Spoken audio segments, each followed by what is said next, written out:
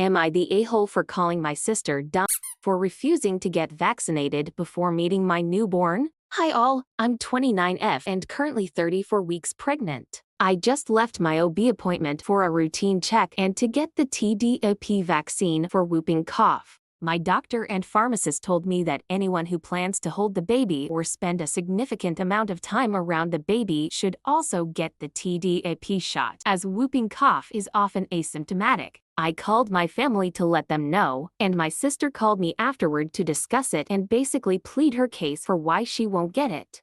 For background, my sister 23F lives at home with my parents and the three of them are basically anti-vaxxers since COVID. My parents are 100% repulsed by vaccines, despite my dad being hospitalized for COVID once. And my sister claims that some vaccines are okay, but when push comes to shove she refuses all vaccines, citing that people still got COVID after the vaccine and I don't want to get sick after a vaccine because the vaccine gives you the sickness. If you ask me, she's also scared of needles. My sister only works 3 days a week, and the plan was that starting 1 month after the baby is born, she would care for him 2 days a week so I can work on those days. So getting any recommended vaccine, in my view, is extremely important. I tried to explain to her that 1, vaccines don't necessarily prevent spread, they prevent the worst symptoms, and 2, live vaccines contain a tiny amount of the virus but not enough to actually give you the full-blown illness. She stood firm on no, I'm not doing it.